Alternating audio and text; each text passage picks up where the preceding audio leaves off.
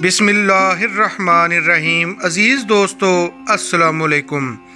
اللہ رحیم جو عزیز الجبار ہیں اپنی مقدس الہامی کتاب قرآن مجید کی سورۃ بقرہ کی آیت نمبر 67 میں ارشاد فرماتے ہیں، اور حضرت موسیٰ علیہ السلام نے جب اپنی قوم سے کہا کہ اللہ تعالیٰ تمہیں ایک گائے ذبح کرنے کا حکم دیتا ہے تو انہوں نے کہا، ہم سے مذاق کیوں کرتے ہو؟ آپ نے جواب دیا، میں ایسا جاہل ہونے سے اللہ کی پناہ پکڑتا ہوں۔ عزیز دوستو، اس عظیم آیت میں قرآن حکیم نہ صرف ہماری ہدایت کی طرف رہنمائی فرماتا ہے بلکہ اس کے ساتھ ساتھ دنیاوی علوم میں ملیریا بیماری کے متعلق بھی آگاہی فراہم کرتا ہے۔ سبحان اللہ! انسان کے اندر پھیلنے والا انفیکشن ملیریا کرتا ہے۔ یہ انفیکشن ایک سیل والے پیراسائٹ پلازموڈیم سے پھیلتا ہے اور یہ بیکٹیریا انسان کے اندر ایک مادہ مچھر اینوفیلس سے منتقل ہوتا ہے۔ نزلہ، زکام اور بخار ابتدائی علامات میں شامل ہیں۔ خون کے ذریعے یہ بیکٹیریا جگر تک جاتا ہے جہاں پر پختہ ہو کر اور جگر سے ٹوٹ کر پھر خون میں چلے جاتا ہے اور خون کے سیل کو تباہ کرتا ہے۔ یہ متاثرہ خون کے خلیوں میں خون کی کیپلریوں میں بھی جمع ہوتا ہے اور خون کے بہاؤ میں کمی کا باعث بنتا ہے۔ اس طرح دماغ کی کیپلری میں جمع ہو کر دماغ کا ملیریا بھی کر دیتا ہے۔ آئیے اس کریم آیت میں موجود الفاظ پر غور و خوض کرتے ہیں۔ ایک لفظ لقوم ہی کا مطلب کھڑا ہونا اور کسی چیز کی حفاظت کرنا اور نگہبانی کرنا ہے، اور یہ انسانی اسپائنل سسٹم کی طرف اشارہ ہے۔ اسی طرح ایک لفظ یامرکم ہے جس کا مطلب حکم دینا کے بھی ہیں، اور یہ اسپائنل سسٹم میں برین فنکشن کی طرف اشارہ ہے۔ ایک اور لفظ تذبیحو ہے جس کا مطلب حلق قطع کرنا اور مٹکے میں شگاف کرنا اور سیلاب کے گڑھے بھرنا کے بھی ہیں، اور یہ دماغ کے فنکشن اور لیور میں بیماری کی طرف اشارہ ہے۔ ملیریا میں بیکٹیریا پلازموڈیم جگر کے خلیات میں داخل ہو کر اس کی جھلی کا تھوڑا حصہ چوری کر کے خلیے کے اندر ایک چھوٹا سا خلا بناتا ہے جس کو ویکیول کہتے ہیں۔ پھر یہ اپنی تعداد بڑھاتا اور تقسیم ہوتا ہے، اور جس خلیے پر اس کا قبضہ ہوتا ہے وہاں سے غذائی اجزاء اور پروٹین چوری کر لیتا ہے۔ اسی طرح ایک لفظ بقرہ ہے جس کا مطلب بیل یا گائے ہے، اور بیل جیسی مشابہت والا بھی ہے، اور کھیتی باڑی کے لیے زمین کو پھاڑنے اور جوتنے کے لیے بھی ہے، اور یہ جگر یا لیور کی طرف اشارہ ہے۔ جگر انسان کے اندر سب سے بڑا عضو ہے۔ یہ پیٹ کے اوپری دائیں حصہ میں ڈایافرام کے نیچے اور پیٹ کے اوپر واقع ہوتا ہے۔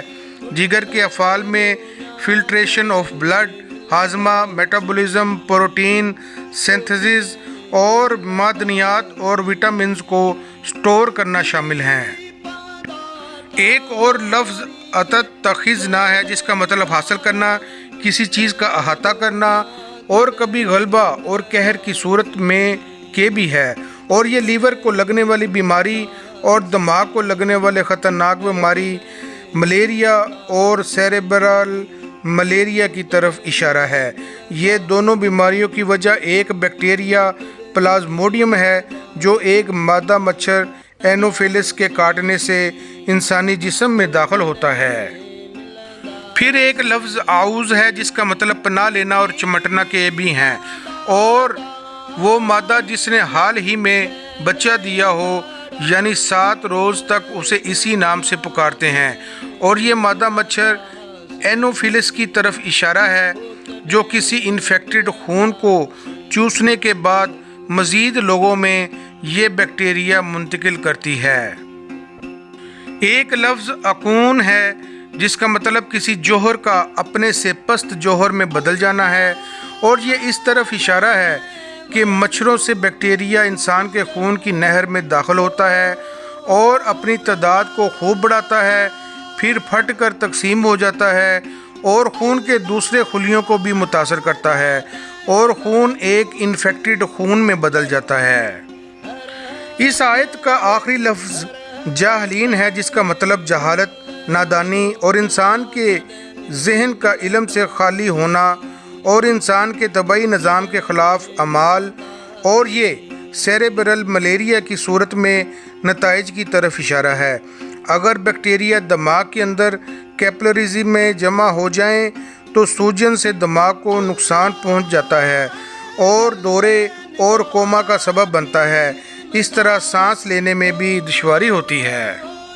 چنانچہ عزیز دوستو، ان تمام حقائق کو جان کر اور آیت پر غور و خوض کر کے یہ بات عیاں ہو جاتی ہے کہ قرآن حکیم ہمیں ملیریا اور سیریبرل ملیریا کی طرف بھی رہنمائی فرماتا ہے۔ جدید علم کے مطابق پلازموڈیم بیکٹیریا ایک مادہ مچھر اینوفیلکس کے کاٹنے سے بیکٹیریا انسانی خون میں داخل ہو کر جگر میں جاتا ہے۔ وہاں پر یہ اپنی تعداد میں اضافہ کرتا، پھٹتا اور تقسیم ہوتا ہے۔ پھر یہ انسانی خون کی نہر میں جاتا ہے اور وہاں موجود خون کے خلیوں کو تباہ کرتا ہے، اور ان خون کے خلیوں میں موجود چھوٹی خون کی نالیوں کیپلریز میں جمع ہوتا ہے اور خون کے بہاؤ میں بلاکیج پیدا کرتا ہے۔ یہ خون میں سفر کرتا دماغ کی کیپلریز میں بھی جمع ہو سکتا ہے، جس سے دماغ کے خلیوں میں سوجن پیدا ہو جاتی ہے، اور اس حالت کو سیریبرل ملیریا کہتے ہیں۔ اس کی علامات میں بخار، نزلہ زکام، خون کی کمی اور دیگر مسائل بھی ہو سکتے ہیں، جیسے سپلینومیگالی، جیسے دماغی ملیریا، کنفیوژن، کلوژن اور کوما اور موت بھی واقع ہو سکتی ہے۔ بے شک اللہ ہمارے سچے مالک کا سچا کلام قرآن پاک نہ صرف دنیاوی، دینی بلکہ اخروی تعلیم بھی فرماتا ہے۔ اپنے آپ کو اپنے مالک کا تابع دار بندہ بنا کر ہم اپنی اخروی زندگی کو بھی کامیاب کر سکتے ہیں۔ اللہ حافظ۔